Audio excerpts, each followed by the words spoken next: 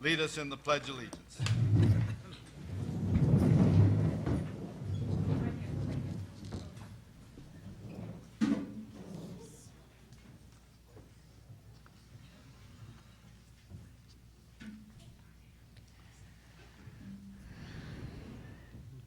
I pledge allegiance to the flag of the United States of America and to the republic for which it stands, one nation, under God, indivisible, with liberty and justice for all. Thank you, Naomi.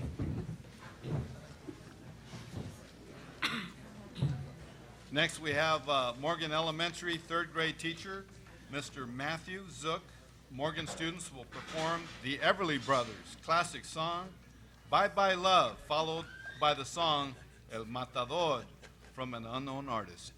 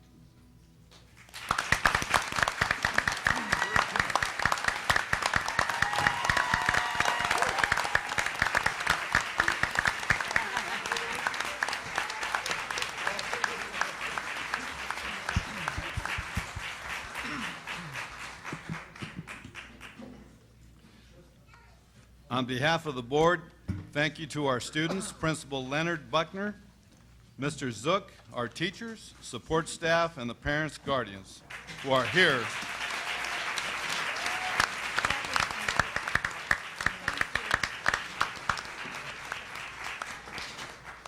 in support of our awesome students. Go Mustangs!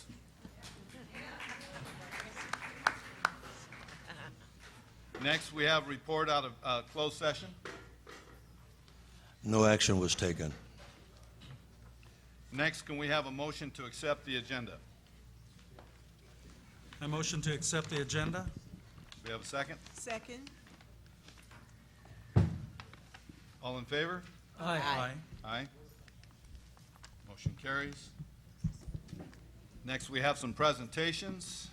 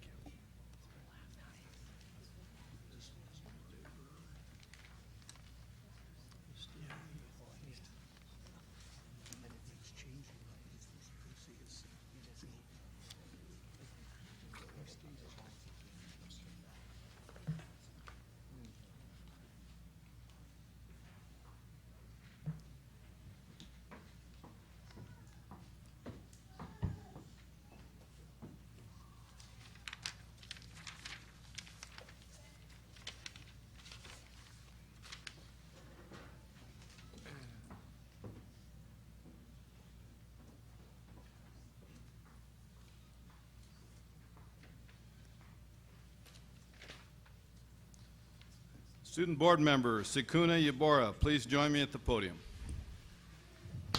Let's give her a big hand.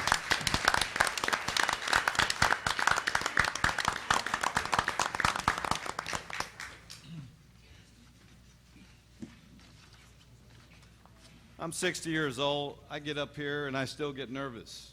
And I think, what would it be like for somebody in high school to get in front of an audience like this? This lady has the courage. Give her a big hug, and on behalf of the school board here, we would like to present her with a check to help her with her studies.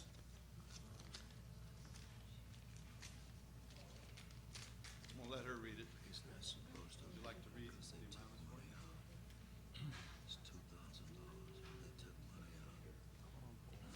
the amount? $1,560. Oh.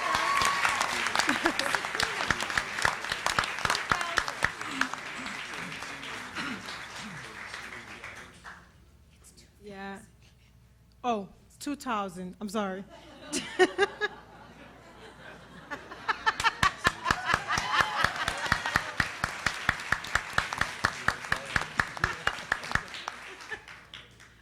When I first got here, the first person that I met on the board was Miss Saida, and I was my first meeting. I was so scared when I sat up there with all those people. It's like I'm the little girl, and all of them are like so like older than me, and I was scared, but it's like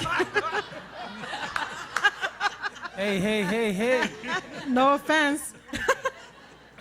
Yeah, and they helped me a lot, and I am so glad I was given this opportunity to do something like this.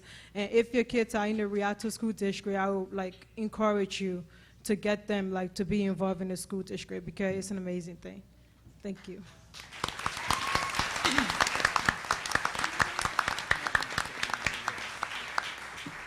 I just want to add something extra. Up in the parking lot, I was given a parking place. But, you know, only in America, an average person can drive up and get treated in that kind of respect. And I know you're saying, well, you're the board president. Yes, but I'm a member of this community first. I'm a parent. I'm a grandfather. Just like you, no different. You might be next up here with special parking privileges. But you know what? The real privileges are serving the community and trying to assist and overcome all these challenges that we have. Next, we have, thank you.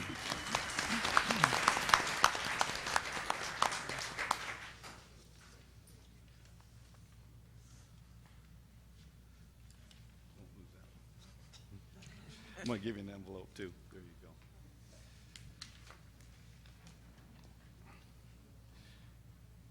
In 1989, former educator Mrs. Georgia Floyd Morris Elementary School namesake, created the District Student Advisory Committee, DSAC. Our students are the main reason we are here. We want them to have a meaningful voice and share the wonderful things that they are doing at their schools, stated Mrs. Morris. The function of DSAC was to meet monthly at the Central Administrative Office of the district under an advisor designated by the superintendent. Today, with a diverse student population with 29 schools, we proudly applaud and continue this rich tradition of supporting and encouraging student leaders to promote their schools, events at the Rialto Unified School District, Board of Education meetings. Since beginning of the school year, each board meeting, one DSAC representative from each high school and one representative from each middle school attends our meetings, and with excitement, poise, humor, and with great things happening on their campuses. As a board, we try to do as much as we can in attending as many functions as we can, but DSAC helps us to keep us in the know about what is occurring on the campuses.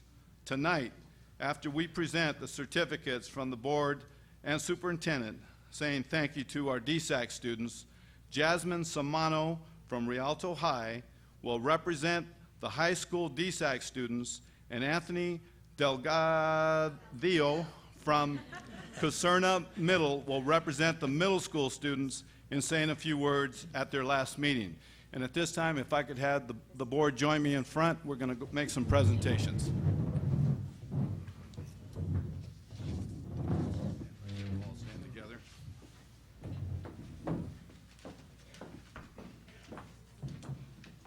I guess I better go down there too. Come on.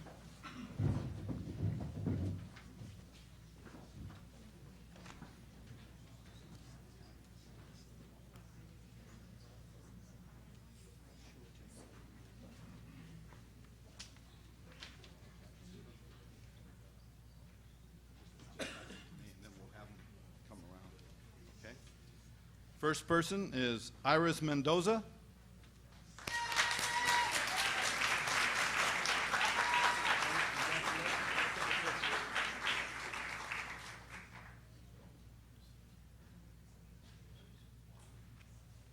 Next student, Anna Razzo.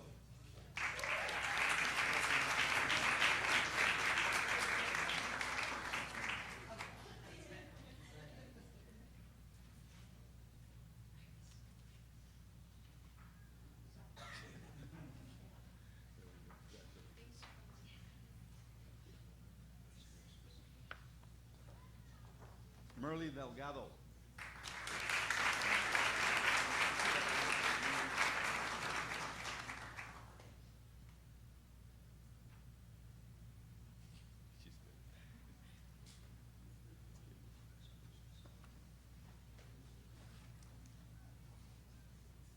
Yuki Borokes.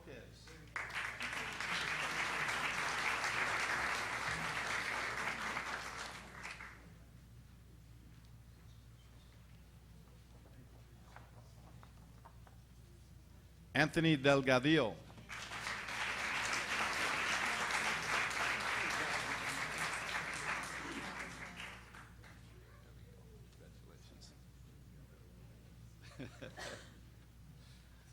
Ooh, I know this one.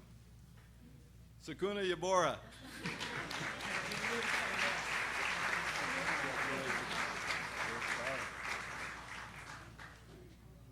Congratulations.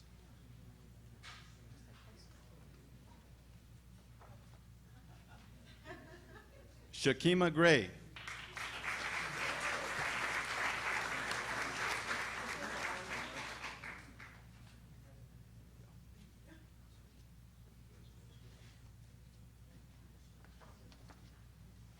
Jasmine Samano.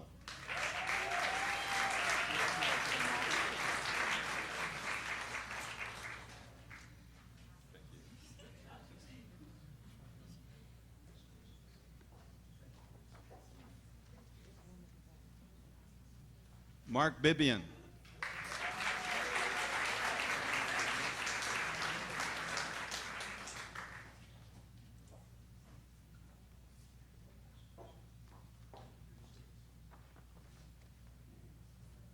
Alexis Rodriguez.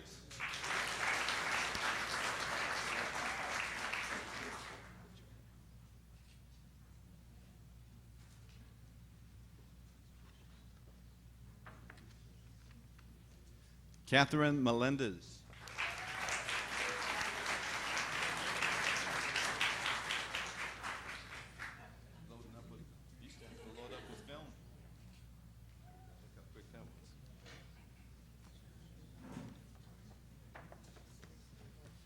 last but not least, Jason Urrutia.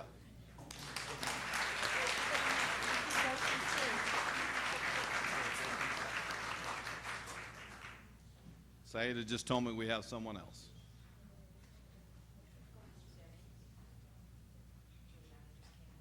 Okay.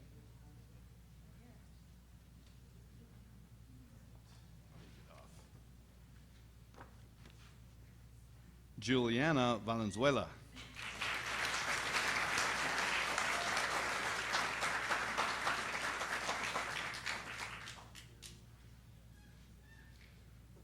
What else can we say other than thank you to these wonderful children, thank you to the parents, thank you for the community, thank you for all the support and everything that the young ladies, the students have done for our district, but we also have two students who are going to speak on their behalf, and would you please? Please stay down here while we speak. Absolutely. Okay. Let Anthony go first.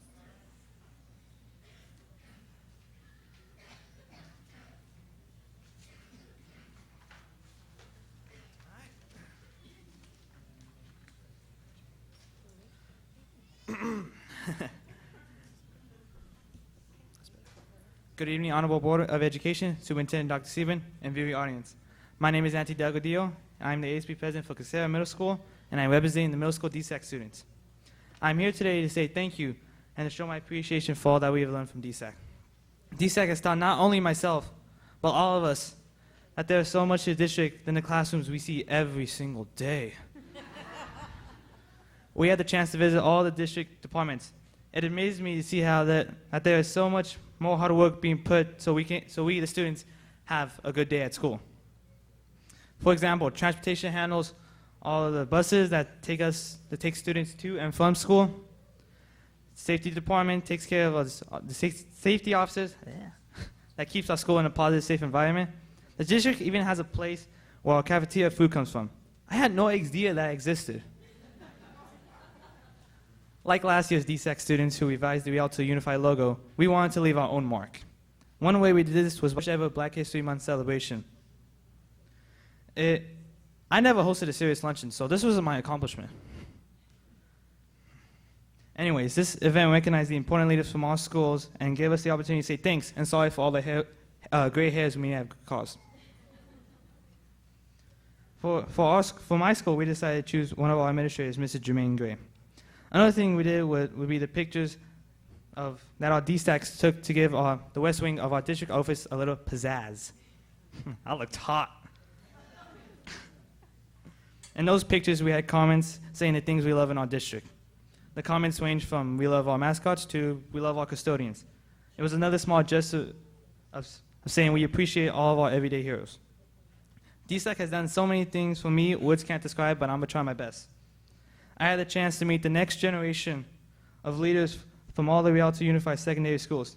Not only were they my teammates, but some of the coolest people in the city Rialto has to offer.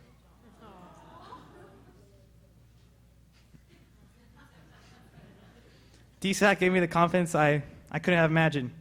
If you told me 5 years ago in third grade saying that I would be representing so many people to such an incredible group, I would have thought you were crazy and cried a lot. One trick DSAC has DSAC has was a team building exercise shown to us by Mr. Roach. The exercise was to put down a series of blocks and get from one side to another without touching the floor. Easy, right? Try doing it without making a sound. It taught us how to plan, succeed, and to communicate without talking. We would like to thank Ms. Aida Joffrey and Mr. Ricardo Carlos for putting up with us for every month. DSAC would also like to thank the board. They take the time out of their everyday busy schedule to come and see and listen to us and care about what our school goes to. And Superintendent Dr. Sieben, thank you for our awesome trip. Not only does he sponsor trips for groups, say, like ASB, he does trips for classes just because he knows that learning goes beyond the classroom. Equally important, I would like to leave a token of our appreciation. You have no idea how grateful we are. Thank you and enjoy the rest of your evening.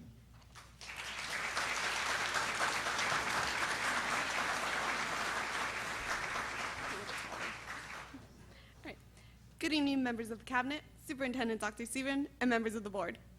My name is Jalen Samano, and I am the ASB president of Rialto High School.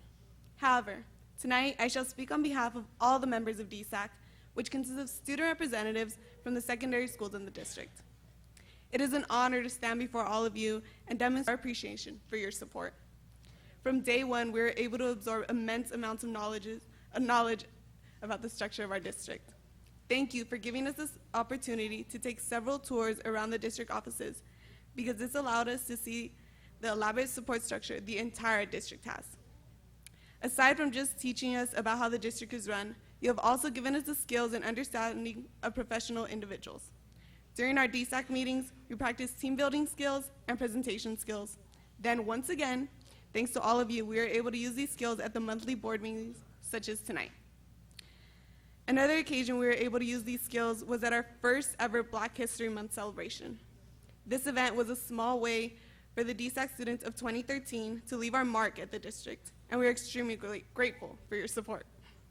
We would also like to thank you for the financial support you offered us throughout the year by hosting delicious lunches at every meeting. They were so good. By purchasing sashes for all of the seniors that we will wear proudly at graduation, and for covering the expenses of our educational field trip to the California Science Center, where we saw the amazing shuttle, which we just were mind blown. It is astounding to know how much you have all impacted this program, so once again, thank you. I hope that I've been able to convey our gratitude for all that you have done, because DSAC is an amazing program that has opened several doors for each and every one of us.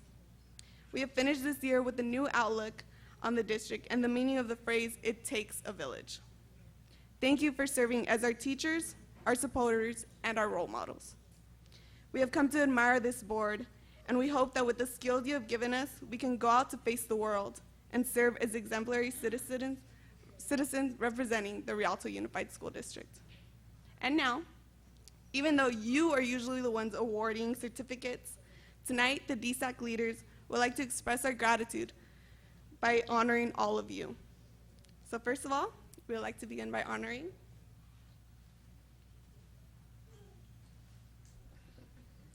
This award goes to Mr. Joe Ayala.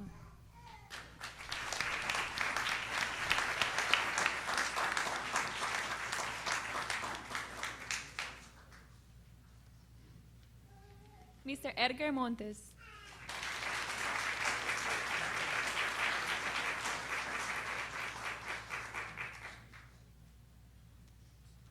Mr. Joseph Martinez.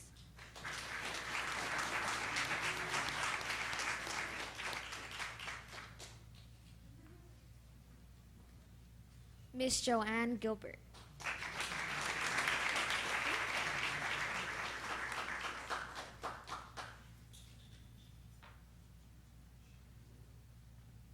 Nancy O'Kelly.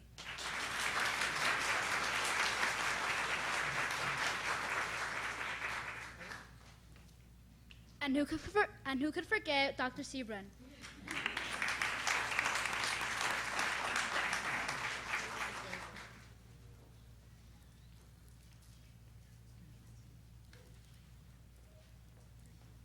So thank you. You can go take a seat. Thank you so much. Thank you.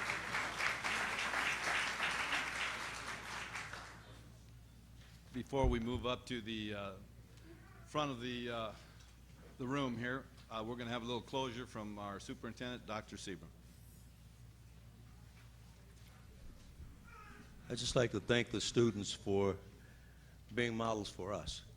We asked them in the first meetings that we had that they wouldn't be brown noses at the school sites, that they would be leaders, leaving something to remember themselves by as they've changed the culture of their schools. And sometimes it's tough for adults to deal with a different culture, but they bring that culture. A lot of new ideas, and we appreciate it. I hope those, especially those who are seniors, as you move on, that you'll be able to make a mark, make us proud of you, as we're so grateful to have had the experience of having you in our district. God bless you and your parents. Thank you very much.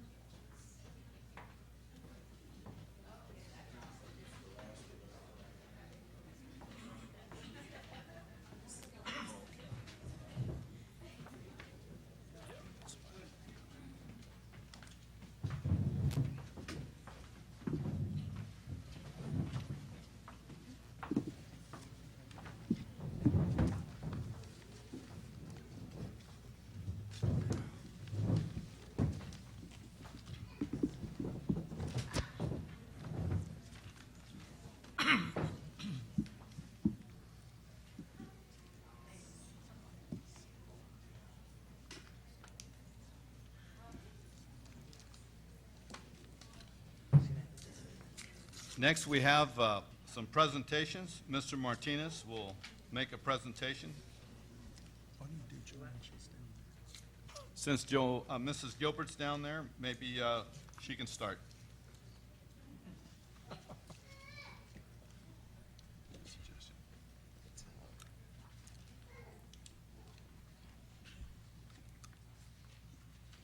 Good evening. It is my pleasure to present the Rialto School Managers Association, RSMA, their selection for Employee of the Quarter, and it's no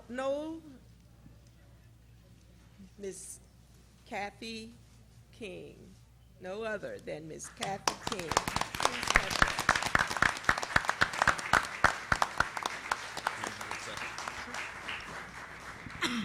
Mrs. King was born in La Mirada, California, and graduated from El Dorado High School in Placerville, California.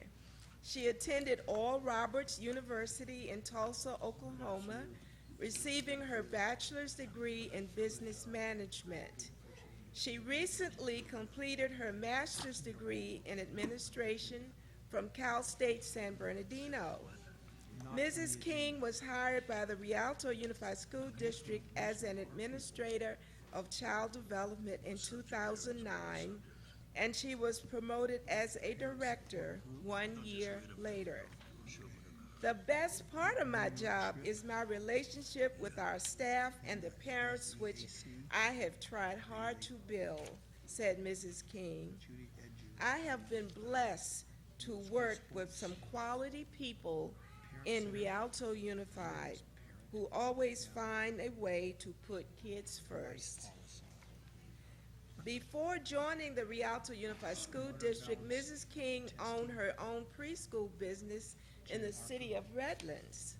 She is married to Dale King. The couple has raised 2 grown daughters. I see one of them here.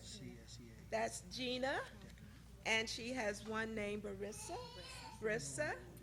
And also along with her is her mom. Please stand. Please let the audience see.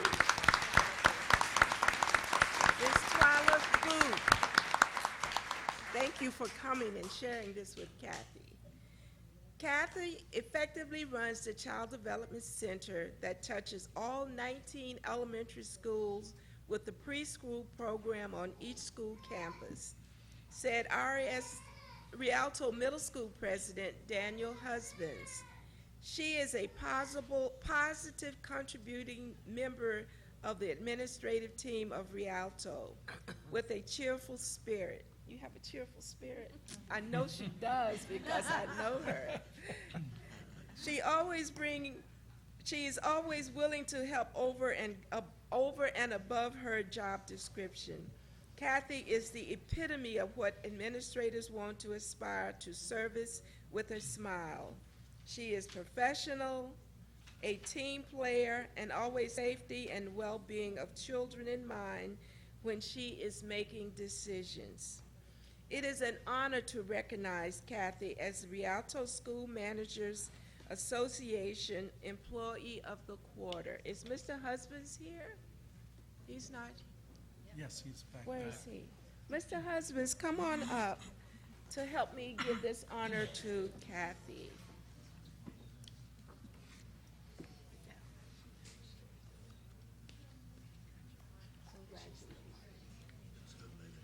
Yes, she is.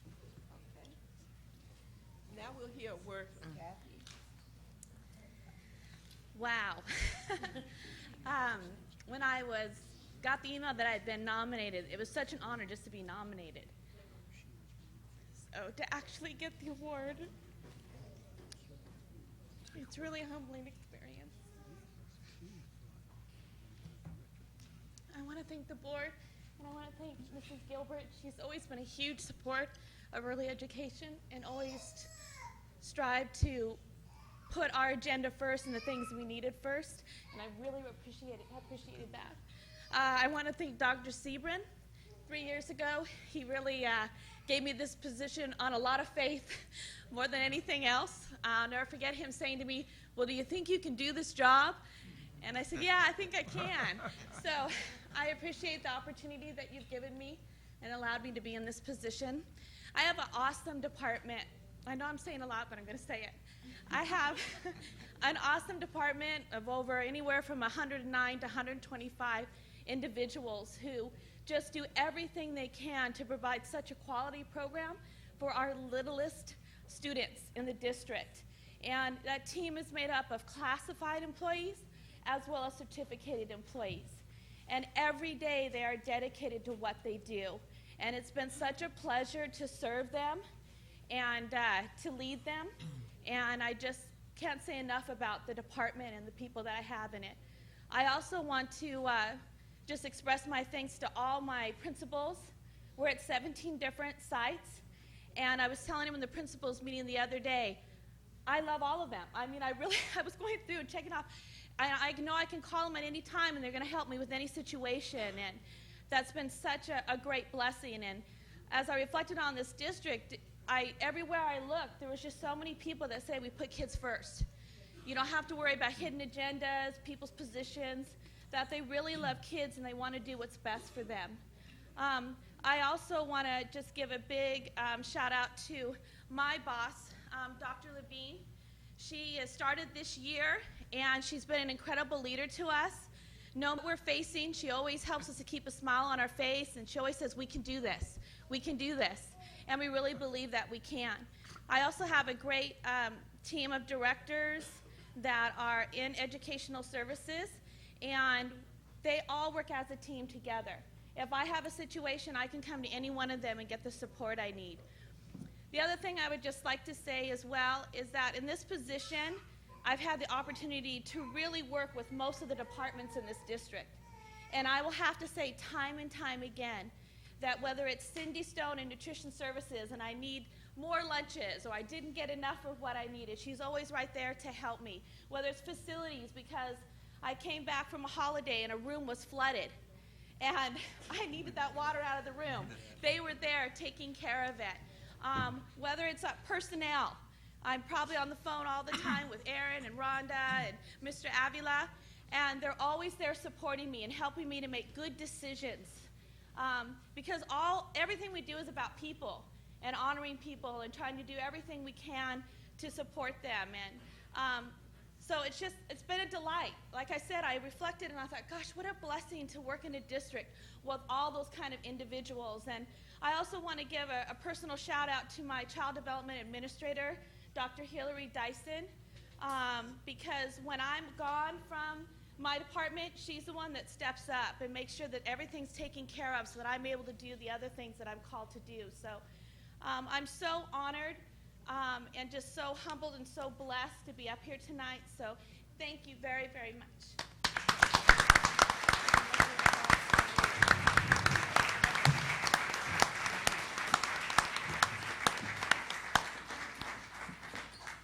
Next, we have our board clerk, Mr. Martinez, will make a presentation for the employee of the quarter. Goodness, and you see. Well, here we go, adjusting this thing again.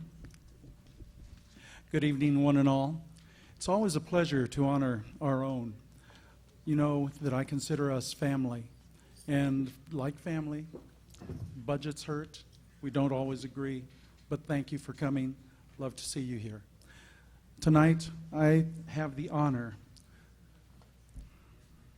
of giving this award to Rebecca Barbie, someone I know, someone I respect.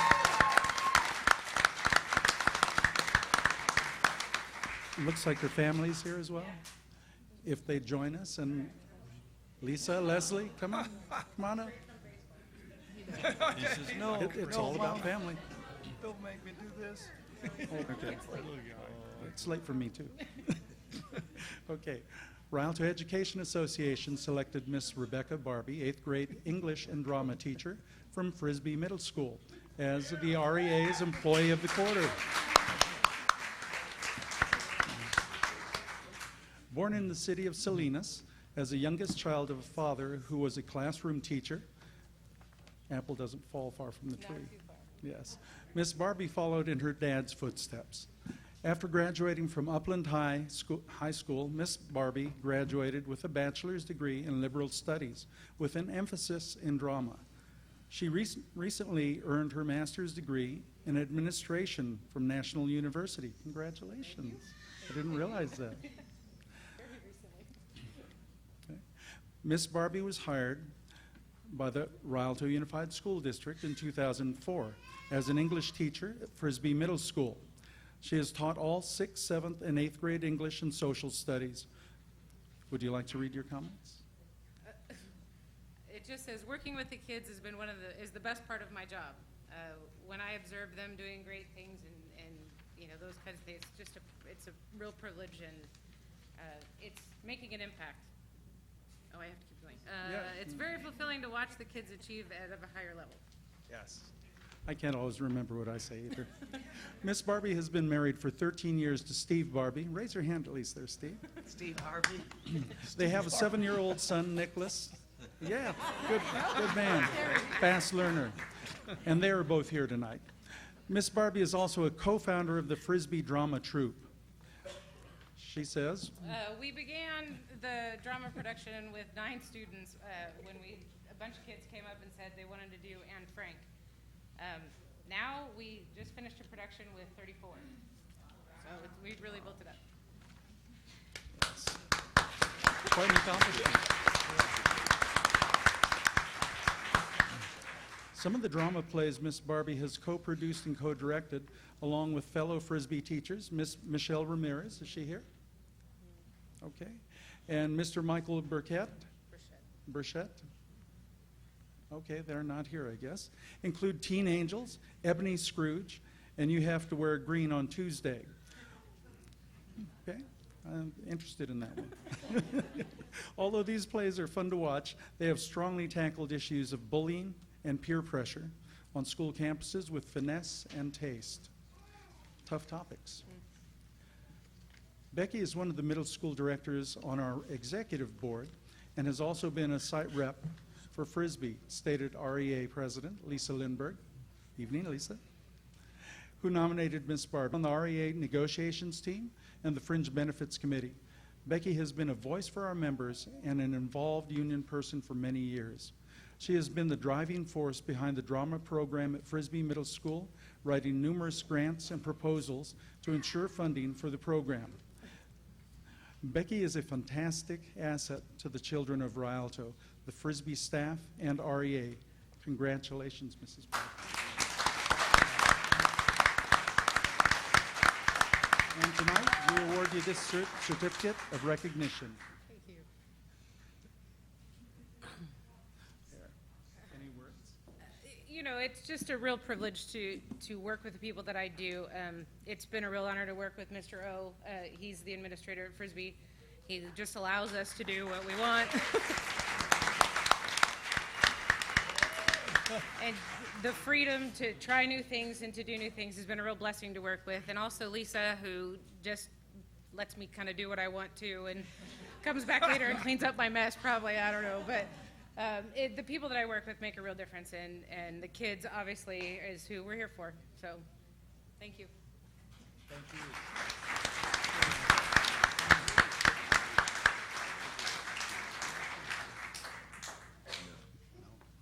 Next up at the podium, we have board member Mrs. O'Kelly making a presentation.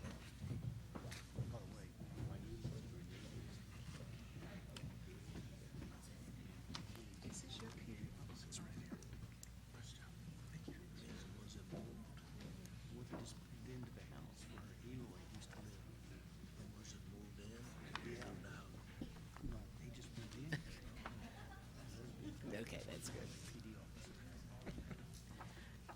Okay, first of all, Raymond Alvarado, come on down.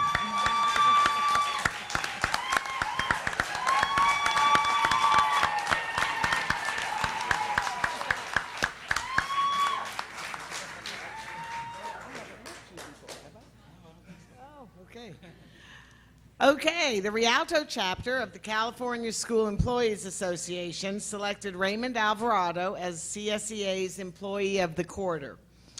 Born in San Bernardino, Mr. Alvarado attended high school in Fontana, and shortly after, in 1985, began working with the Rialto Unified School District as a night custodian at Dallahan Elementary. You went to Fohi? Yes. Ooh.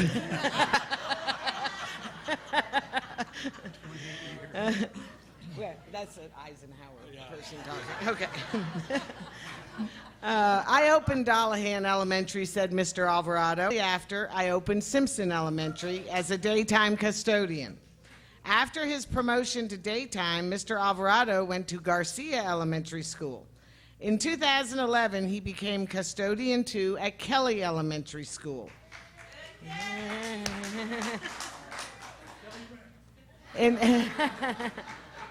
In his 28-year career serving the students and staff at the RUSD, Mr. Alvarado recalls what he enjoys the most. I get a kick out of the kids, he smiled. It's wonderful to see them progress from first grade and on. I especially like hearing about how well they have done after graduation, and when they come back to visit, it's a great feeling to serve. Cheryl Decker, president of CSEA, nominated Mr. Alvarado. Ray Alvarado is a wonderful school employee. He is always so proud of how clean he keeps his school. And I'll tell you, we all appreciate that. Seriously. He is always friendly with everyone. He loves to be around the kids and assist them when needed. He is always ready and willing to help with whatever needs to be done, said Cheryl. He has always been extremely helpful to CSEA, whether it's sitting on a committee or finding a flag to salute. He is open, responsive, and dependable. He is also a fun and friendly member with a great sense of humor. His helpful and affable character make him an easy choice for this recognition. Mr. Alvarado said he was a bit shocked to hear he received the recognition. I'm honored, yes, but so many of our classified staff are deserving of this recognition. It's just humbling. On his spare time, Mr. Alvarado enjoys fishing and watching sports, especially the Lakers and the Cowboys. Kind of a depressing year, though, wasn't it?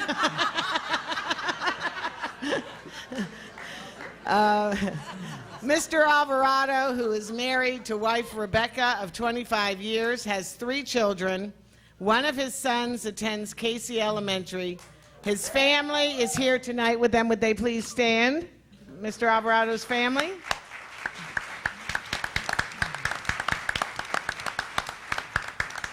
So congratulations, Mr. Alvarado. It's very deserving, and your district is extremely proud of you.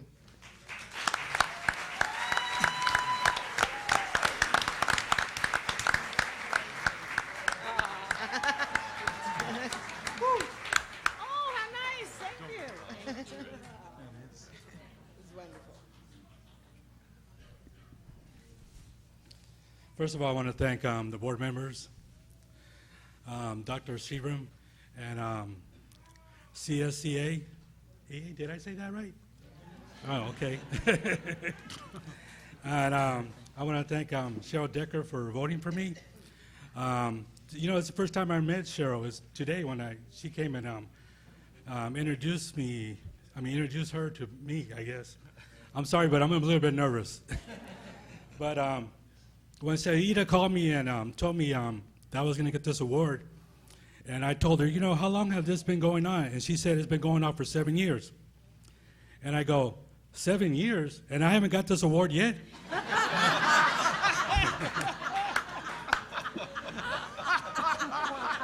But that really shows me how much good classified employees we have in the district. You know, I'm really blessed to work. Yeah, thank you.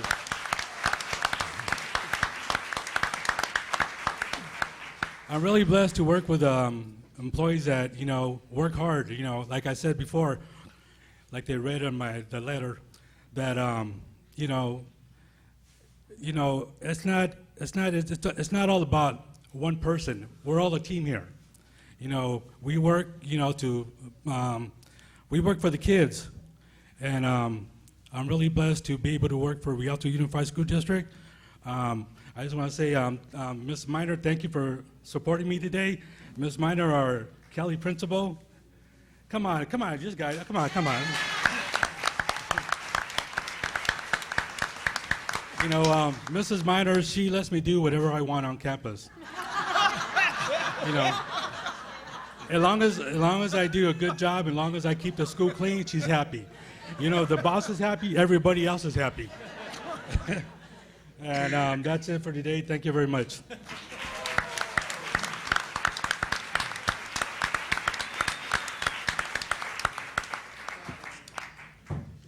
Tremendous spirit, and we thank and congratulate all the families and all the recipients. Next, we have the status of Common Core training presented by our Dr. Ed D'Souza.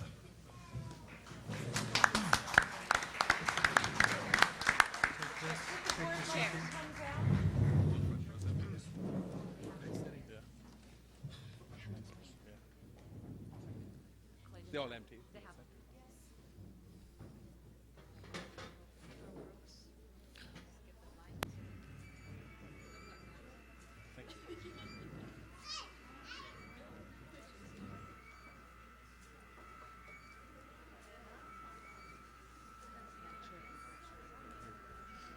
Getting your exercise tonight.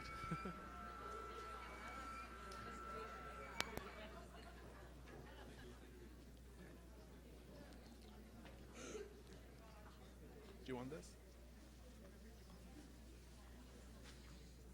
Okay.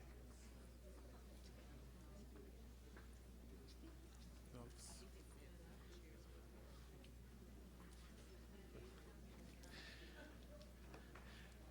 Good evening, Superintendent Seabram, members of the board, cabinet, and audience. Thank you for giving us the opportunity to present to you how Rialto Unified School District Professional Development Center is working with our K-12 learning community to get ready for the Common Core. Today, Elizabeth Curtis, Teresa Brown, and myself will make this presentation to you. We are also joined by our awesome professional development team who are seated at the back. If you can raise your hands. These ladies work extremely hard, working with the whole district. I would also like to thank Dr. Seabram and his cabinet for investing in the Professional Development Center and giving us the opportunity to play a part in providing the focus and direction of implementing the Common Core state standards in Rialto Unified. We are also working jointly with the Directors of Educational Services on this endeavor. And to give you a little background, we have a little video on the Common Core which we are going to show you. It was working.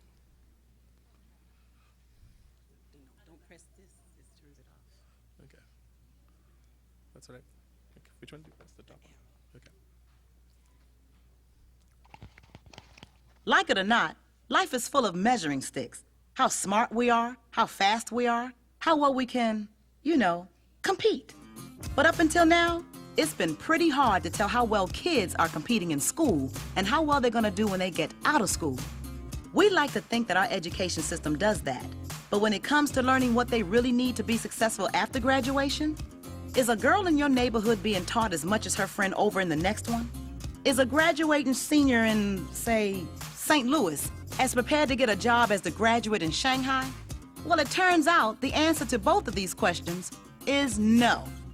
Because for years, states have been setting different standards for what students should know and be able to do at each grade level. That's making it too hard to know if our kids are really doing well enough overall, and if they can really compete for a job someday. What we really need are clear goals. That's where the Common Core state standards come in. They're like a total sea change in education. Consistent, strong, clear benchmarks for English language arts and math. Here's how it works. You can think of kindergarten through 12th grade like a giant staircase. Each step is a skill your child needs to learn before stepping up to the next one. But right now, too many kids aren't really confident with like 2 + 2 before they have to move on to 2 × 2. We need more focus on the skills that help them move up the stairs, or they can slip up and fall behind. And there's another problem. What if everyone's stairs were made at different heights? Well, here we go again. They are. So, a boy in Seattle who's rocking an A in English literature could be getting a C on his Chicago friend's staircase. Oops. We need to create consistent steps in education, too. So first, each standard creates a landing on the staircase, a stop along the way as your child heads toward high school graduation.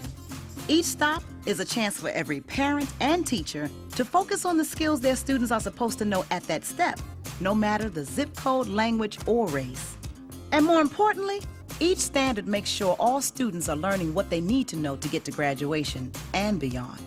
Because something like counting to 100 leads to understanding dollars and cents, which eventually leads to understanding how to manage a budget. Secondly, the standards are consistent from school to school, and they match up against international standards too. Now we know how we're doing compared to just about everyone. So even though local communities will still design their own curriculum, with the same rules, everybody can compete on the same kind of staircase. But standards aren't learning. That's why we need teachers, parents, and students to help make that happen by working together to help kids meet these standards. The world's getting more and more competitive every day. But now, when our kids get to the top of their staircase, they can have way more options on where their life goes from there. Clear goals, confident, well-prepared students. That's the Common Core state standards. Okay, so just to give you a little idea, Common Core is the common common sets of standards that 46 out of 50 states are going to be following. That's why it's the Common Core. This is going to come in place in California in the year 2014-15. So we have another year to prepare, but just to let you know on the timeline, right now they finished pilot testing all over the state. Rialto did it in elementary and secondary schools. We have a math framework going to be coming out. We have textbook adoption going to happen. We have a language arts framework going to come out. And then next year, year after next, 2014-15, the standards are in place. And lo and behold, the end of 2015, the Smarter Balance Assessment will be in place in California.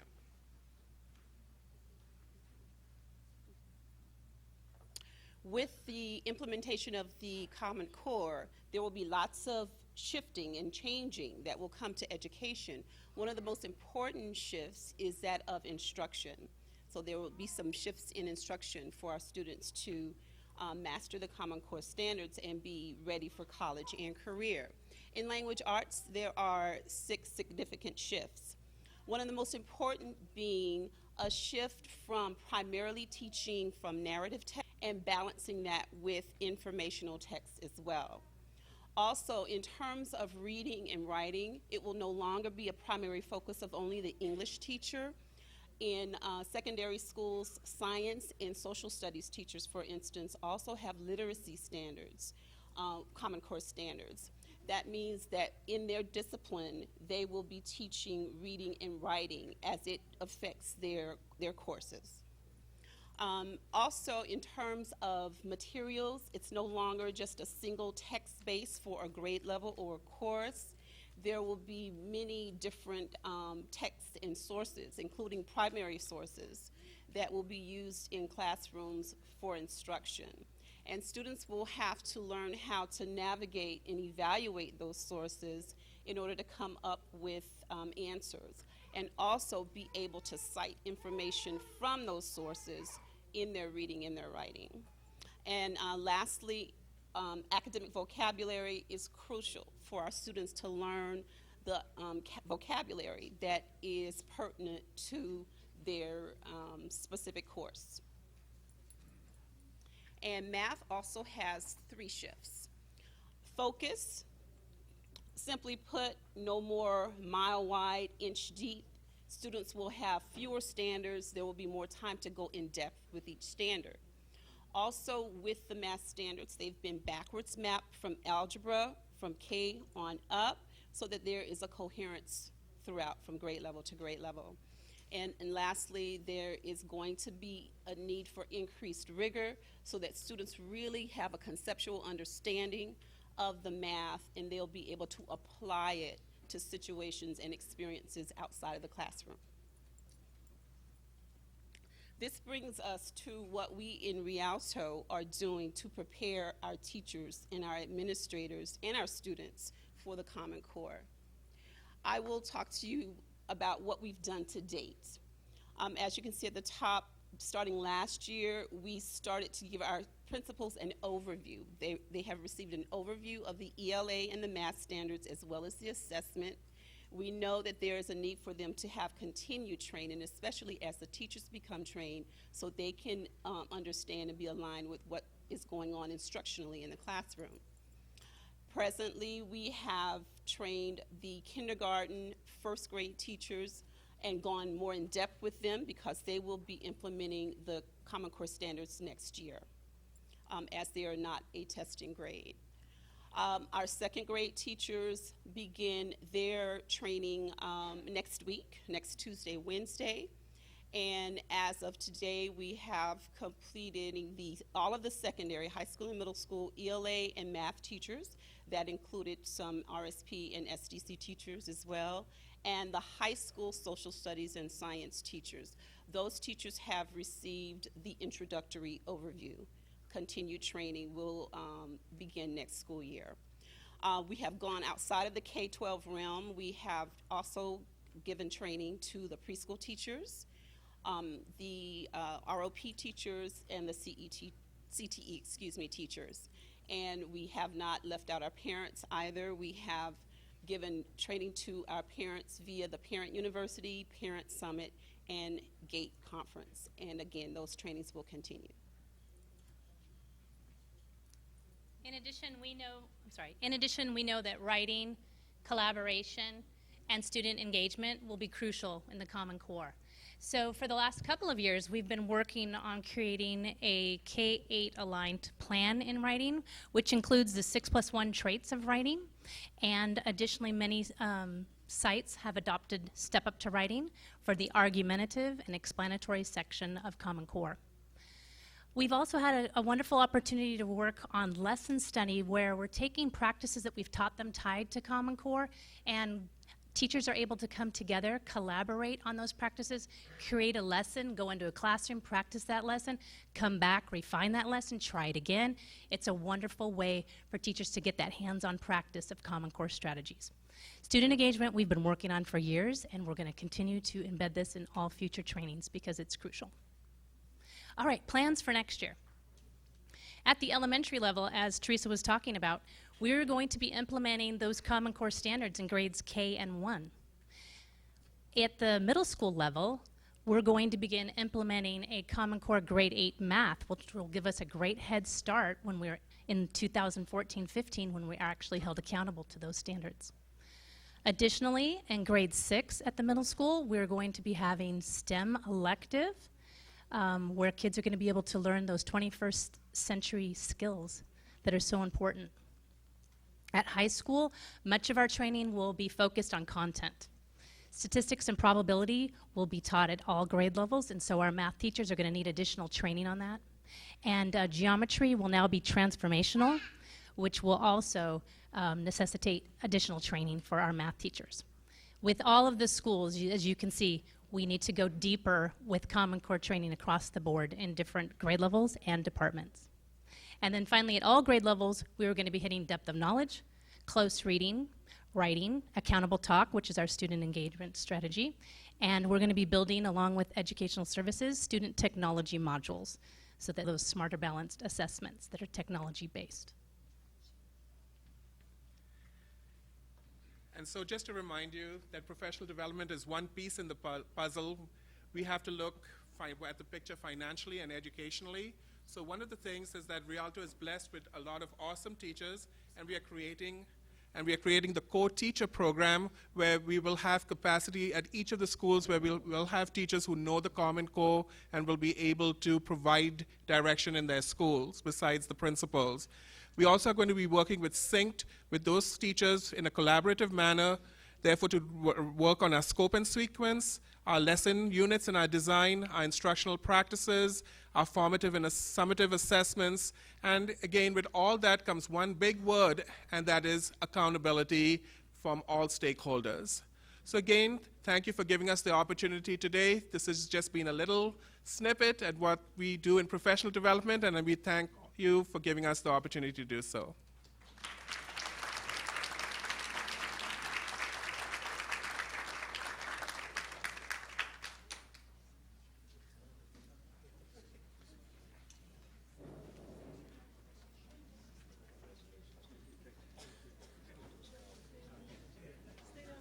We have a group of, okay.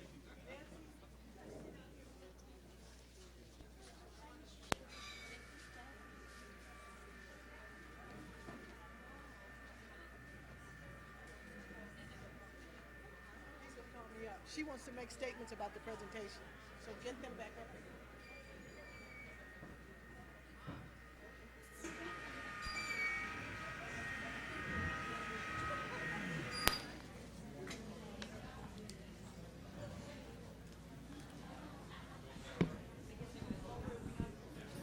Oh. But is Ed still here?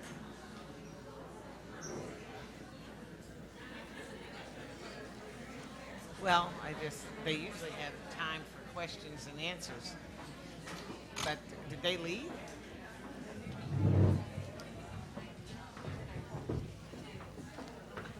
Usually we have a time to make comments or questions and answers. Now have they left? The presentation's over, but I don't see a problem with that. No, I wanted to say something to usually see people. It was almost over. Yeah, that's why I came back up, so we could ask, but did they leave? Is Mr. D'Souza and his team out? Are they out there?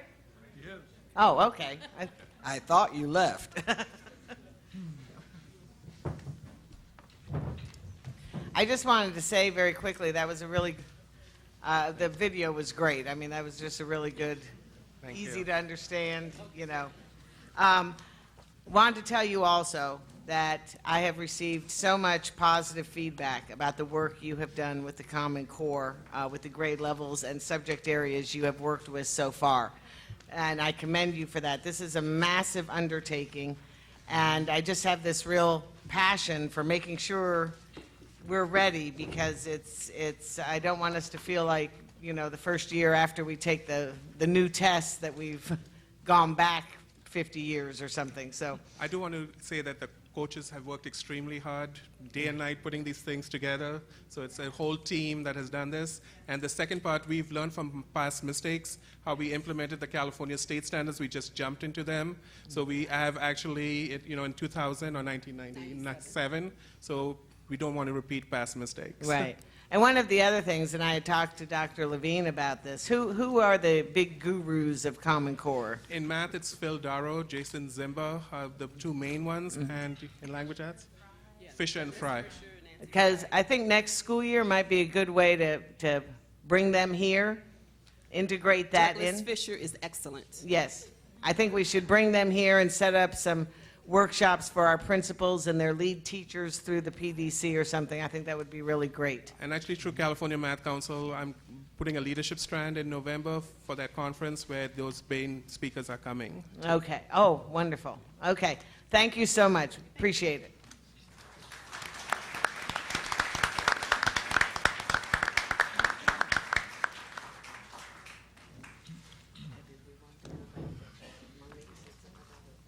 Let me ask. Monique, did you have a presentation or additional comments? I don't see you out there, but are we good? So, moving right along then, I guess we're going to move on to the superintendent's report. Most of you have probably had a chance to listen and read about the governor's May revision. We're still analyzing it, and I'm sure we'll be meeting with the employee representatives, union representatives, as we go through what it means to Rialto Unified School District. But there were two things that came out pretty loud and clear. The governor will be making sure that this district, all districts, will be receiving monies for the Common Core.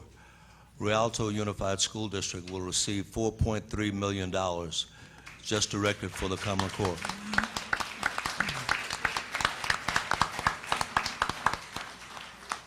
And if you know anything about the state, we have to spend it on core. The other thing that came out loud and clear, that adult school will be in operation for the next 2 years. So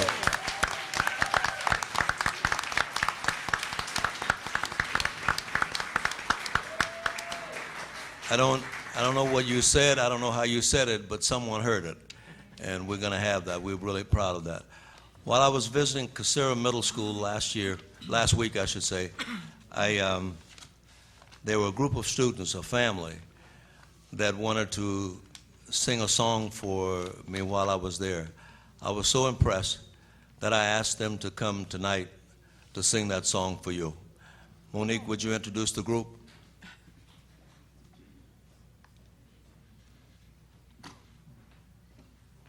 It's my pleasure, hopefully I'll say the name correctly, to introduce the Tone Nano family. Is that right? Close. Sorry, let her say it. I'm sorry. It's Tongangae.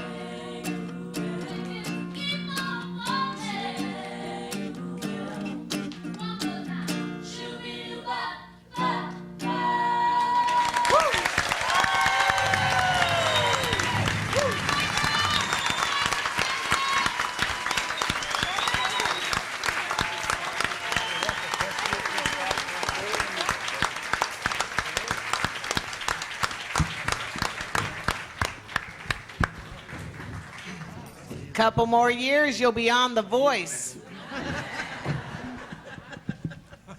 Well, what can you say? If you didn't go to the Ritz, it was brought to you here live tonight. Sebra? That's my report. That was your report.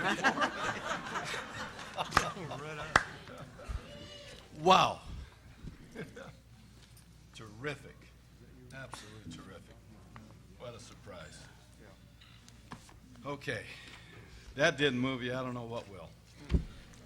Next, we have public hearing, comments from the floor.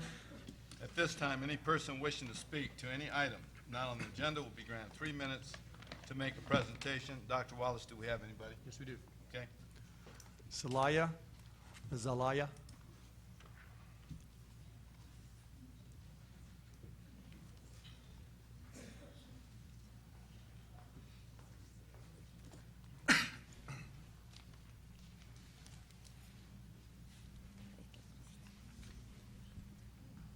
Buenas noches, miembros de la mesa directiva, noches.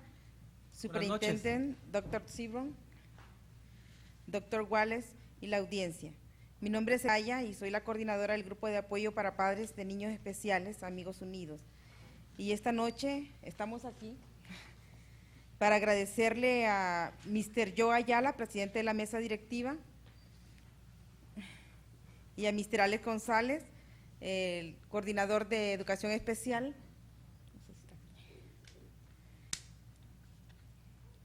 por habernos acompañado el día 21 de abril a la celebración anual de los sacramentos de los niños especiales en la Catedral de San Bernardino. Tenemos 15 años haciendo este evento y para nosotros es un honor haber contado con su presencia. Gracias por su apoyo.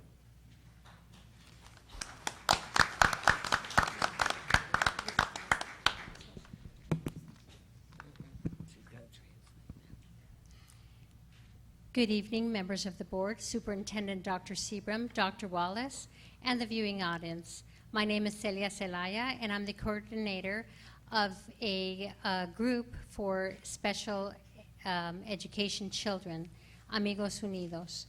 This evening, I would like to give thanks to Mr. Joe Ayala, President of the Board of Directors, and Mr. Alex Gonzalez, Senior Coordinator of Special Education, for having accompanied us the 21st of April in the celebration, in the annual celebration of the sacraments to children with special needs in the cathedral at San Bernardino. We've been doing this for 15 years, and we've been doing this event for 15 years, and for us it was an honor having counted with your presence, and we thank you for your support.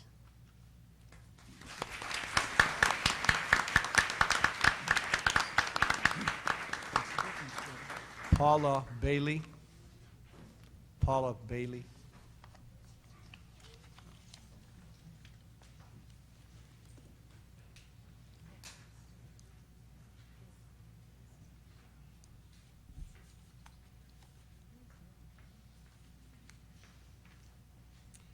Good evening, Superintendent, board members, cabinet, and viewing audience. My name is Paula Bailey, and I am the current president of the Special Ed Advisory Committee. And I wanted to inform you that we had an amazing event earlier this month. We had lots of wonderful students and volunteers. And I wanted to give a special thank you to all those students and parents that participated, as well as other volunteers, including Rialto High School Navy ROTC students. We had a student volunteer from Dunn Elementary. Yes, my daughter Jessica, I'm training her young. She's out there having a blast. Then we had Commander Sandy Jones was there with his students, as I mentioned. Karen Contreras from Eisenhower, Deborah Bunger from Rialto High School, Caroline Lillybridge from Rialto High School, all special education teachers. We even had our district nurse, Carrie Rafferty, there that was in support in case we needed help. Mr. Frank Camacho, assistant principal at Rialto High School. Todd Harris, an intern at Rialto High School. And Dr. Levine, of course, was there cheering on our kids. Mr. Ed D'Souza was there as well, helping us. Mr. Mark Blind, Alex Gonzalez, Veronica Smith-Azard, and Bridget Ely. We had a wonderful time. These kids were so excited to get to do the things that they don't normally get to do with all the other students. It was a blast. And hopefully next year it's even a bigger turnout. We took the weather into consideration. We kept it all inside, which worked out perfect. And hopefully you can join us next year. Thank you.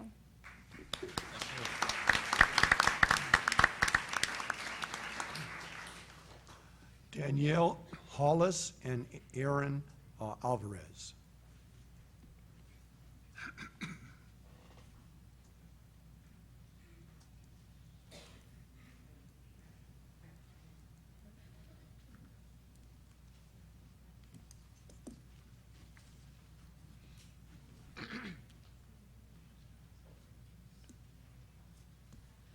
Good evening, members of the board, Superintendent Seabram, Dr. Levine, and members of the audience and the cabinet.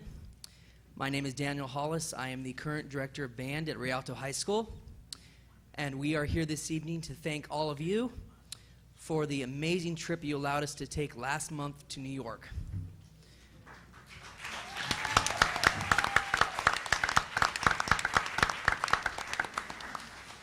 We got the opportunity of a lifetime getting to perform in the city that never sleeps with 50 members of a band. We placed second, and I have a student representative.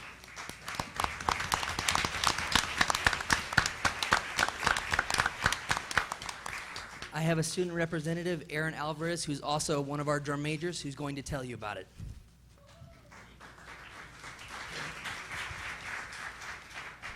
Good evening, members of the board.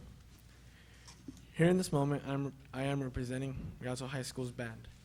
On the days of April 10th to April 14th, the Rialto High School band has been to a trip that blew our minds, that encouraged us, that changed us, a trip to New York. Waking up early in the morning, getting our luggage, bags that we packed the night before, going to school, seeing many excited faces from my fellow band members and the adults accompanying us. Many had the experience of flying in the plane for the very first time. And the funny thing was that two of my friends were so nervous that they held hands on takeoff. Arriving in New York at night, you couldn't see a thing. We knew we were in New York, but we were in total disbelief. We woke up in a hotel with friends, ate a delicious buffet breakfast with friends, and we went out to the city with friends. Luckily, in my opinion, we had the best bus driver I have ever seen. This man had the ability to take us everywhere, knowing shortcuts in the city and parking the bus in unbelievable spots. He was immediately nicknamed Skills because of his skills. We saw the 9/11 memorial. We saw the Lion King show on Broadway and let me tell you, the first 3 minutes makes you want to cry, but you quickly rub your eyes so no one sees. We went to the legendary Times Square. We went to the Hard Rock Cafe, and we went to Central Park. The thing that captivated me the most was the phenomenal Riverside Church. That wasn't a church. That was more like a castle. Having more than 4 stories, looking like the last level was a dungeon that no one dared to go. When we received our awards, the jazz band and the concert band both received second place. The cathedral just can't be explained with words. You're staring at one of the creations that man has created, an unbelievable sight that my band members and I are in the state of awe. After we do I have to stop or keep going? Okay. After we enjoyed a dance on a nice boat trip around Staten Island with other bands from all across America. What happens on the boat stays on the boat. I would like to say that I'm just kidding, so I won't get into trouble. That was a good time to coexist with many other musicians as ourselves. Packing for a long flight home, leaving a city that was a trip that Rialto High School got a privilege to go. Coming here, I represent Rialto High School's band, and I undoubtedly give thanks to the people responsible who made this trip happen. Firstly, I would like to thank the chaperones for their time and their money spent to assure we were safe. I thank the board for approving this trip, second, sorry. I thank our principal, Mr. Castillo, Rialto High School, for approving this trip, as well as funds given to us. I thank Mr. Botris, assistant principal, for handling the planning and the events we had, and if we had enough money. And I give thanks to our current band director that he helped us in our music and achieved second place. I come here to thank everyone that let us have a wonderful experience. Physically, we came home. However, our thoughts and memories are still in one place, in one city, New York. Thank you.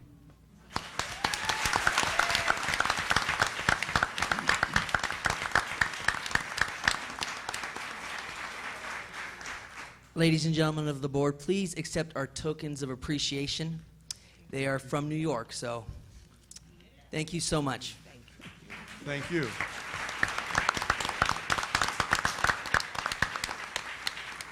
Judy Eder.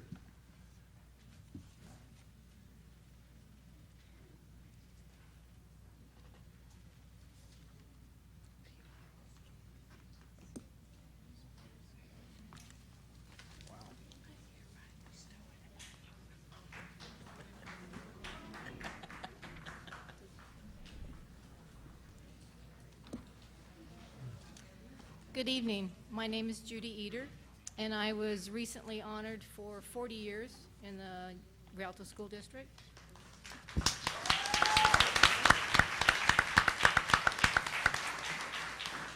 We are all from the Information Technology Department. Technology is touching every area of our lives, from the way we live to the way we work, the way we learn, and the way we teach. Technology is evolving at an ever-increasing pace. Students must learn the basic skills needed to survive in a technology-driven society, or they will find themselves locked out of a bright future with no hope to succeed. We need to prepare our students to thrive in a technology-infused workplace. School districts are heavily dependent on technology, not just for teaching, but for training staff, communicating with other staff and students, and acquiring money from state and federal funds, including the ADA and nutrition sales.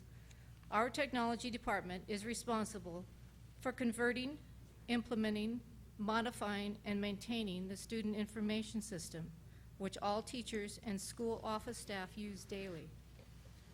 This is the means by which our district receives ADA, the main source of income, and ensures we are in compliance with state regulations such as CalPADS. Our technology department has always been dedicated to providing the best technology support possible to both students and staff. We are responsible for maintaining and repairing more than 11 computers and servers in the district stretched across 30 sites, along with a network that connects everything. We provide support for internet access, content filtering, antivirus, hundreds of other programs, and the network backbone to ensure they continue to run smoothly. Common Core testing, as you heard earlier, is mandated by the state and will start in 2015, which will require all student testing to be completed online. We prepare for these projects by updating computers and systems and by pre-testing to verify a smooth transition. When classrooms are in session, we try to keep the interruptions to a minimum by completing large projects and upgrades when school is not in session. For the upcoming school year, our department will be hit with layoffs that account for 16% of our workforce. Additionally, the district has proposed a reduction in our work days, with school site technicians being hit the hardest. The reduction of work days amounts to 262 work days across our department, which is more than another full-time employee, making the total loss 21%. This will seriously hinder our ability to provide adequately for the coming technology demands, including Common Core testing. As a school board, elected by the people and for the people, you have the responsibility and obligation to protect our students and to prepare them for the future. This should not be taken lightly, as there are over 26,000 young lives depending on you to make the right decisions. Please don't let them down. Thank you.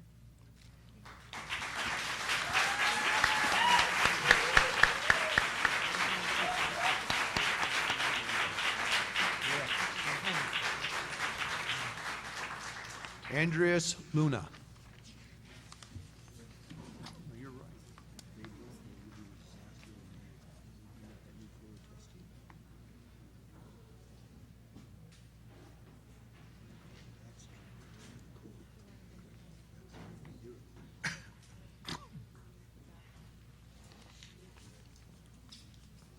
Good evening, Board of Education, Dr. Seabram, Cabinet, family, and friends. My name is Andres Luna, Director of Special Programs. Members of the Board of Education, because of your continuous support, Dr. Seabram's great vision of the middle school sports program, I'm here to invite you this Saturday, May 18th. The middle school will be conducting our soccer and track championships at Eisenhower High School. The event will begin at 1 p.m. and will run through about 6 o'clock. I believe in your packet you have an event schedule. We will start at 1 with championship between Jehu and Frisbee, 2:30 the boys championship between Jehu and Kolb, and then we start all the field events at 3:30. We're going to have vendors there.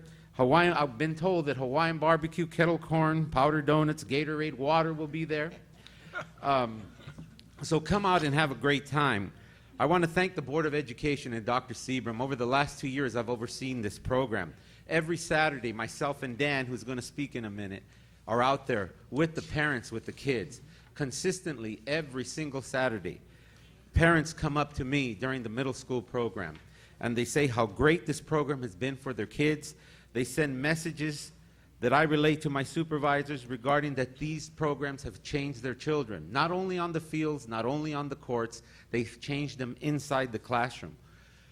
The great thing about our program, too, is all volunteer coaches. Every one of them is a volunteer coach, and I kind of visit Dan every now and then out there in the elementary, and we have volunteer administrators out there every single Saturday. Thank you again for your continued support. I hope I see you out there.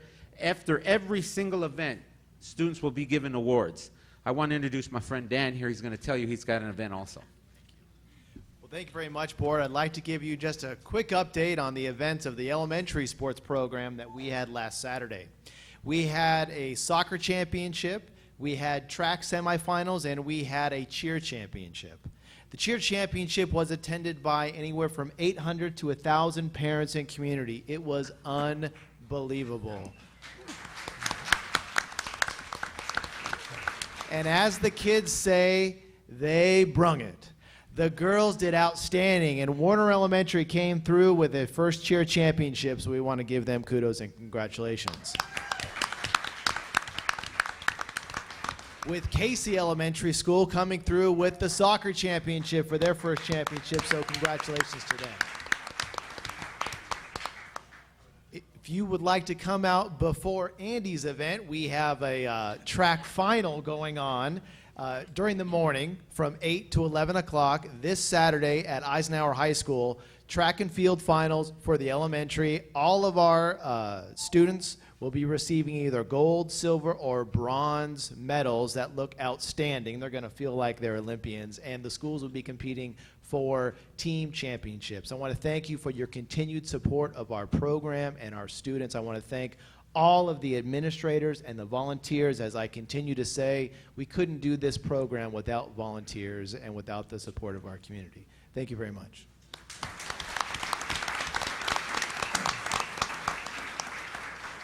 Yolanda Smith.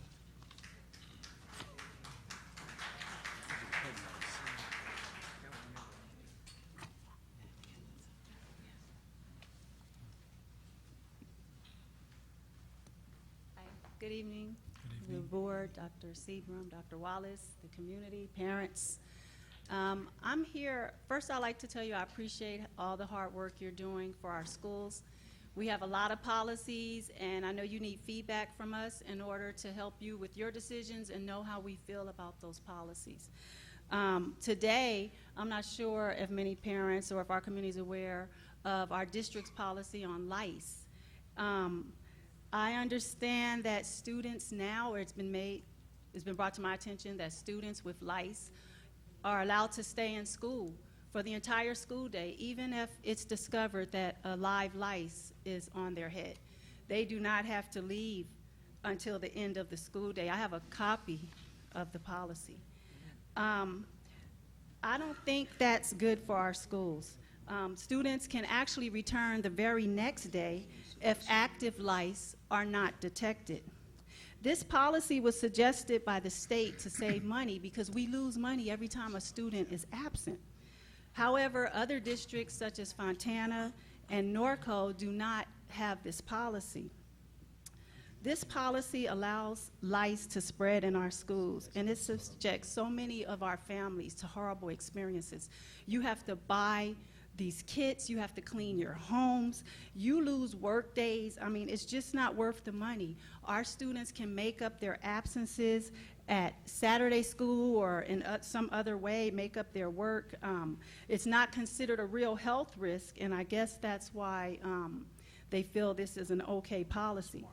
Our administrators, teachers, staff, and parent volunteers are subjected to financial hardship based on this lice policy, even though it doesn't affect our schools. It eventually does, because the lice spreads among our students. This policy is not in the best interest of our students or our communities. There are other ways to save money. Please reconsider this policy and replace it with the policy that reflects the high value and dignity that our students, staff, and parents deserve. Thank you very much. Dr. Seabram, perhaps we can review this policy in the near future. Sandra Fragoso.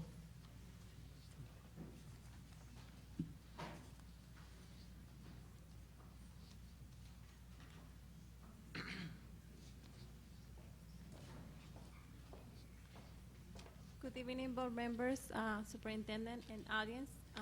Dr. Fragoso and Christine Carrion. We're a little concerned too about the new policy of the headlights. We volunteer in the classrooms, and we have contact with the kids.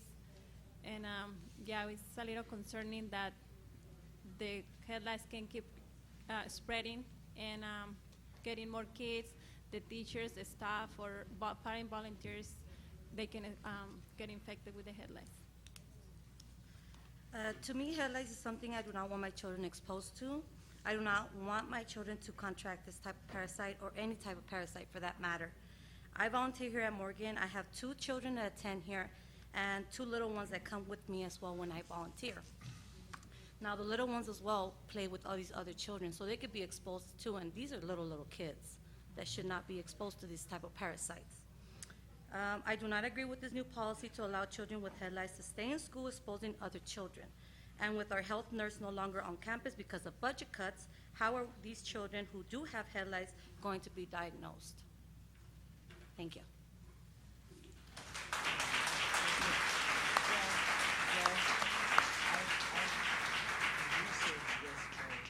Jen Harper.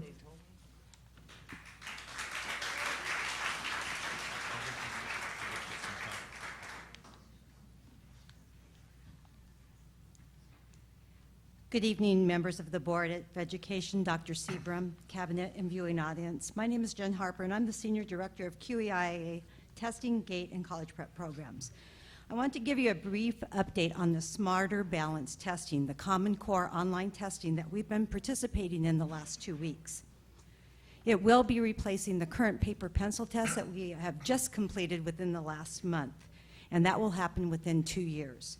We piloted the assessment at 6 of our schools: Myers, grades 3 and 5 in both RLA, Reading Language Arts, and Math; Fitzgerald's, grades 3 and 4 in RLA; Warner Elementary, grades 3 and 4 in RLA; Preston, grade 5 in Math; Cole Middle School, grade 8 Math; Jehu Middle Schools, grade 6 Math, and grade 7 RLA.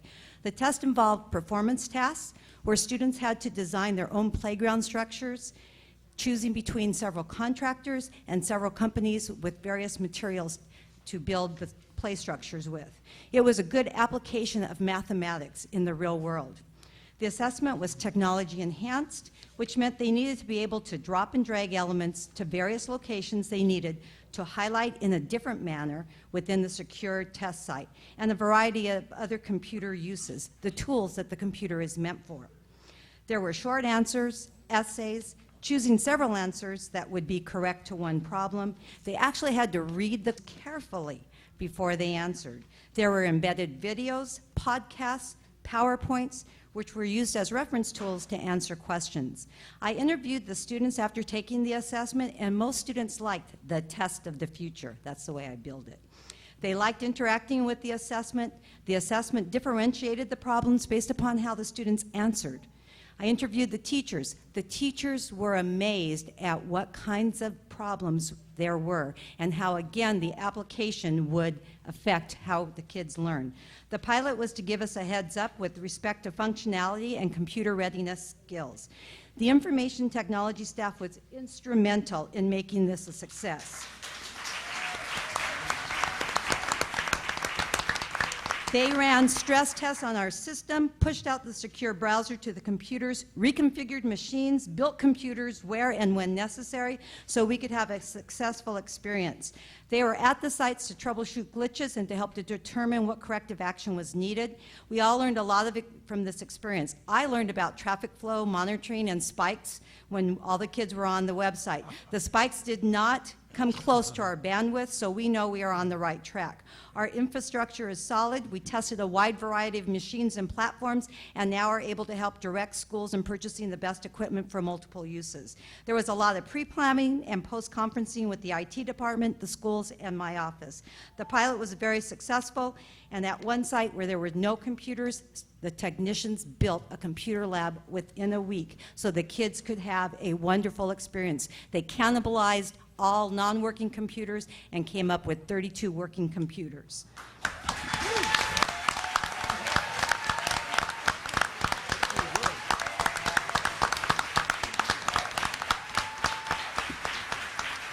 I want to thank the students who were eager to try our new test of the future, the teachers and administrations for giving their time and support, but mostly I want to thank IT.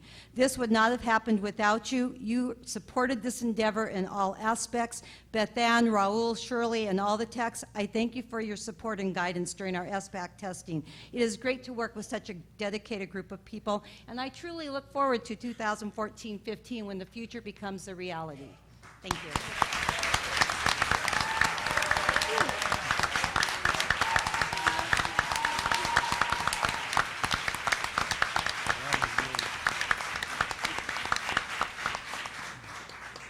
Cheryl Decker.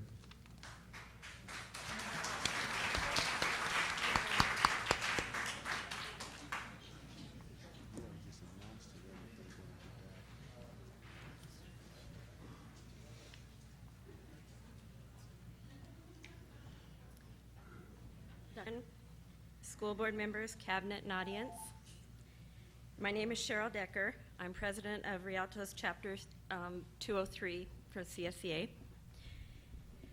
This is Denise Evans, our labor rep, and these are two of my board members, Bill Pressler and Lynette McDaniel. Contrary to Rialto and prior to this week's May Revise, San Bernardino School District pulled 150 plus jobs eliminations from their agenda before their board meeting.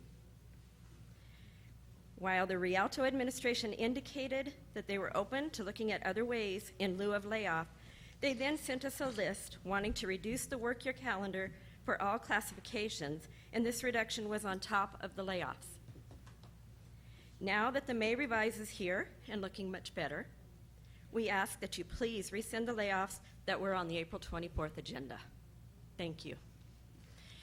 In addition, I'd like to remind everybody that next week is Classified Employees Week, so please be nice to your classified employees, and please rescind that list. Thank you.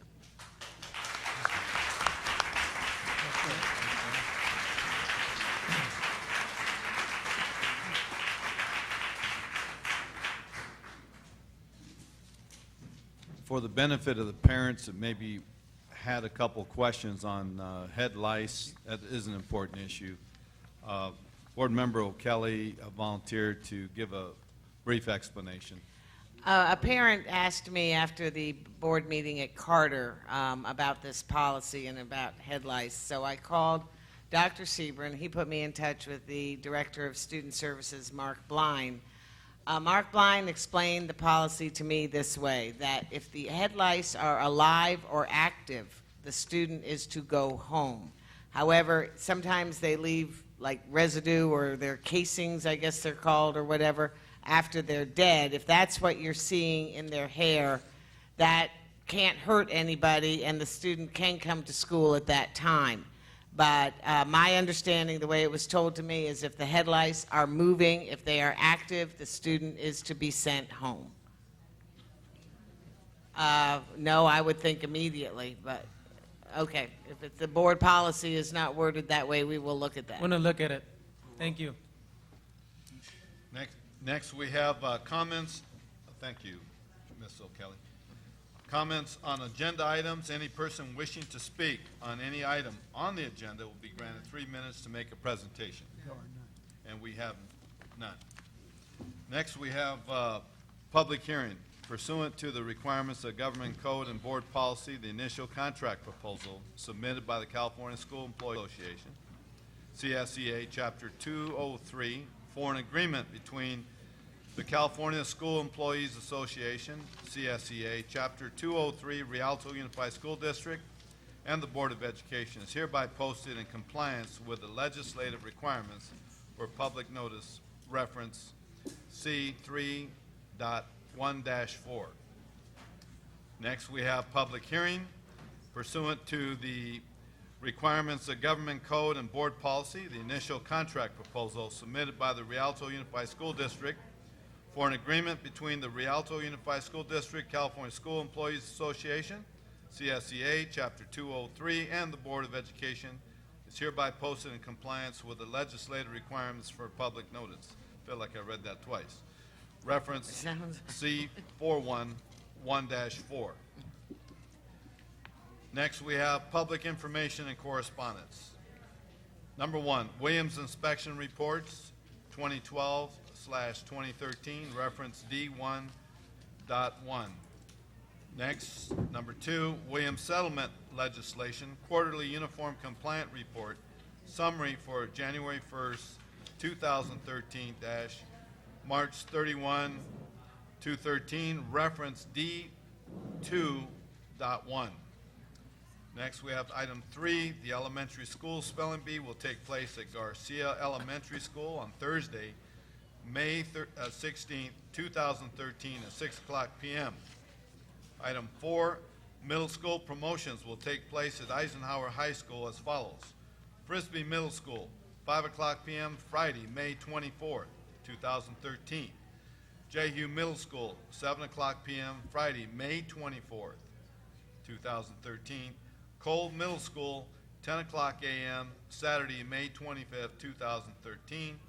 Cusera Middle School, 12 o'clock p.m. Saturday, May 25th, 2013. Rialto Middle School, 2 o'clock p.m. Saturday, May 25th, 2013. Item number 5, Memorial Day, Monday, May 25th, 2013. May 27th, 2013. All district offices and schools will be closed. Again, that was Monday, May 27th. Reminder, the next regular meeting of the Board of Education is scheduled for Wednesday, May 29th, 2013 at 7 o'clock p.m. at the Dr. John R. Casalunas Educational Center, 182 East Walnut Avenue, Rialto, California. Next, we have the consent calendar action. All matters listed on the consent calendar are considered by the Board of Education to be routine and will be enacted in one. There will be no discussion of these items prior to the time the board considers the motion unless members of the board, the administrative staff, or the public request specific items to be discussed and or removed from the consent calendar. Approved consent calendar, reference E-1. Do I have a motion to accept? I motion that we approve consent calendar items reference E through I. Do we have a second? Second. I have a question. Question? Question for G2. G2. Yes, approve the increase of mileage reimbursements for the remainder of the 2012-13 school year for parent Cecilia Zelaya for transportation to and from Leroy Haynes School in Laverne, California, to include an additional $3,000, not to exceed a total of $10,800 to be charged to the Special Education Transportation Fund. Is there anyone who can explain to us why this service is being done, and is it a service that can be done here in the district? Dr. Wallace? Let me check. Is Alex here? Yeah.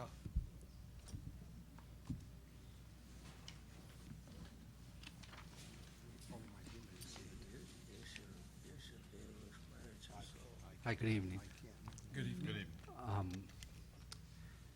It's probably more appropriate to speak about that in closed session because these are confidential matters, but what I can tell you is sometimes in individual education plans, the IEP team will recommend certain services. Transportation is a special education service, so it would be something that would be considered by a special education IEP team. But as far as details, that would be confidential, and I would not be able to speak to that in public. I wasn't asking about the confidentiality. I was asking, is this a service that can be rendered here in Rialto, other than being transported to another school district out of the area? Sometimes, again, I can't get into confidential matters about students. Do we offer the service here? We do offer services in our district, but there are non-public schools that we contract with that take some of our students when we do not have certain services available or certain types of services. So we don't offer this type of service here in the district? Well, there's different degrees of service, different needs that students have, and again, we're kind of getting into confidential matters. Like I said, it's probably more appropriate to speak about this in a closed session situation than in public. Mr. Gonzalez, I just would like to try to elaborate on the question. There's information provided, public information provided within the agenda item, and it specifically says it's to approve an increase of mileage reimbursement. So I'm guessing the district is asking to reimburse the parent for increased mileage, gas mileage. Gas has gone up, which is probably a justification, and then the fact that if this is a special education school providing a special service, and we have an individual student attending this school approved by their IEP team, and the parent has the option to transport their child themselves, we offer the reimbursement for mileage rather than contracting one school bus to take one child all the way to Laverne. Is that correct?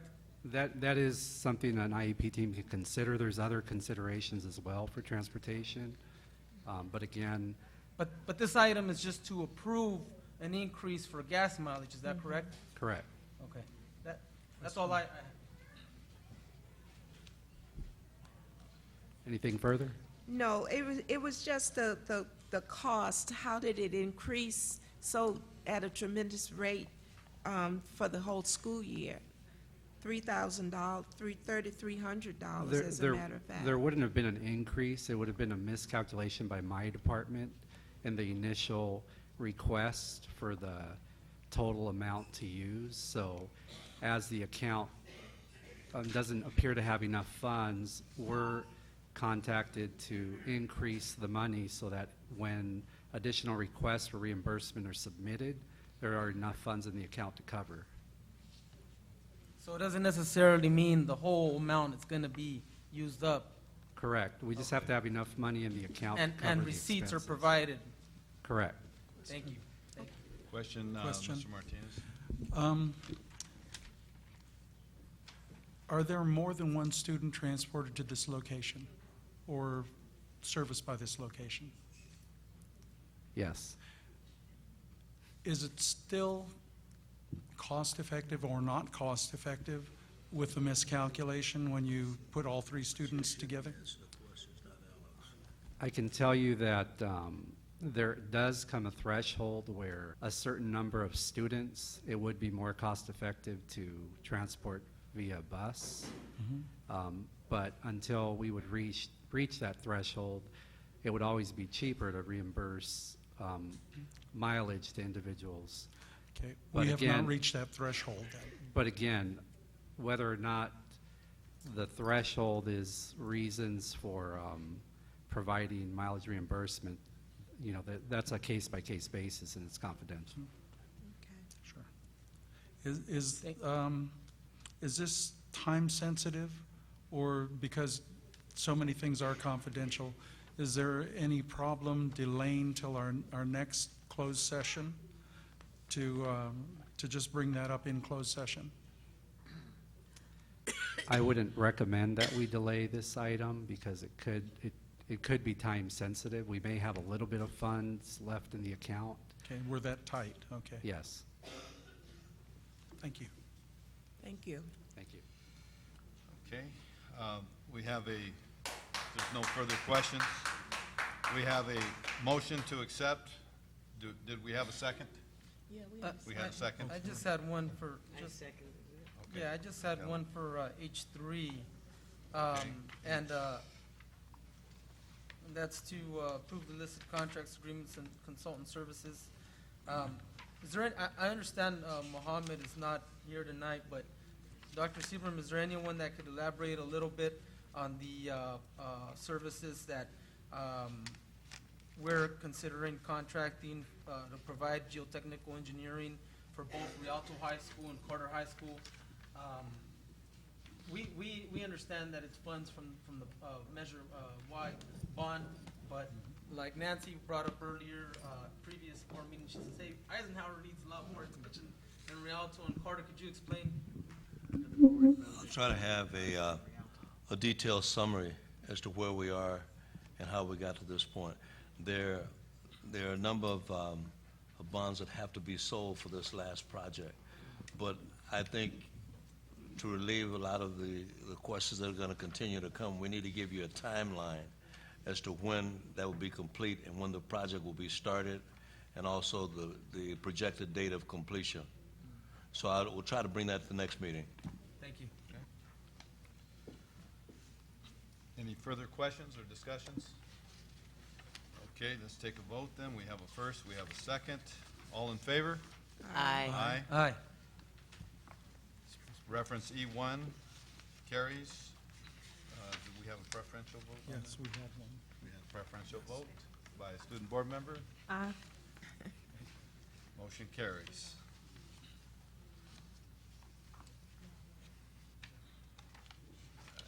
Okay, next we have discussion action items. Discussion action items will be enacted in one motion unless members of the Board of Education request specific items to be discussed. Can I get a motion to accept J through L? Move to accept J through L. Okay, Second? and we have a second. Martinez, discussion? Yes, number 4, J4. Okay.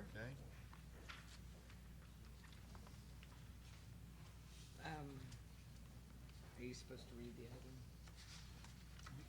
You can just Oh, make okay. comments, that's fine. Well, J4 is approve recording the minutes per Brown Act requirements, and we received a letter from the lawyers in our agenda.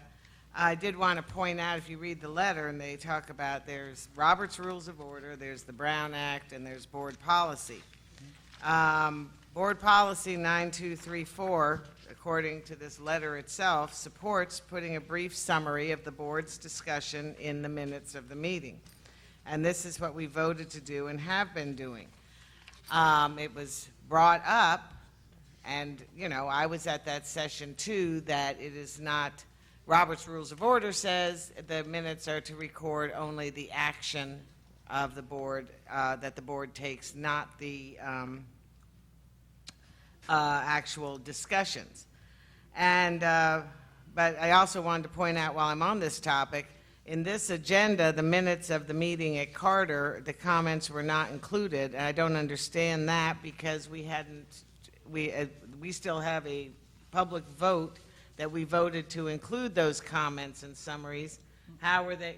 Yes, we did at a meeting, what, about There 2 were months 4 ago? of us, and it was split 2-2. No, it was 3-2. Mr. Ayala voted for it. No, And, He corrected his I vote. corrected my vote. no, that was on the separate- audit. Yeah. It passed, it was 3-2. Was that That's the- why wa- we wa- started putting them in Was there. that the meeting where Joanne was not? No, How could it be 3? It was 3 in favor of including the comments and the summaries of our comments in the meetings. And so I do not understand how they were just left out this time when, you know, it's on the agenda to be discussed again, but as of right now, we had voted to include them, and they should have been included. I've been thanked personally by several community members and several employees who appreciate having these comments in the written minutes. Many people cannot attend the meeting. Nobody goes up, very few people go up to the district office to get a DVD, but they can get a brief understanding of what happened at the meeting if they can go online and just read the comments that different board members made.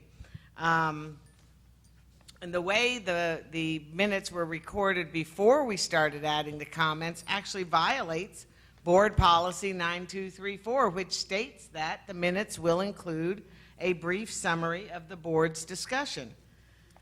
And I feel strongly that we need to continue including the comments and summaries. Please point out to me where it shows that. Where it shows what? What you just stated, that It's on, I'm at the letter. I'm at the letter. Just where in the letter? it's right here. This paragraph. I will read it. It says, in order to ensure that the minutes are focused on board action, the minutes shall include only a brief summary of the board's discussion, but shall not include a verbatim record of the board's discussion on each agenda topic or the names of board members who made specific points during the discussion. So that's all we have been asking, is for a brief summary to give people an idea of what went on. And personally, I don't know, I feel like if we keep making a big deal out of this, it looks like we do not want to be transparent to our constituents, and looks like we're trying to hide something. So I don't see anything wrong with it. Board Clerk Martinez, could you give me 1 second, please? it's up to the president to. Go ahead. Thank you, President Ayala. I really just want to bury the hatchet with this issue. I think we need to move forward. I think we need to move on. Myself and various board members are trying really hard to look at ways of working together to move this board forward, to move this district forward.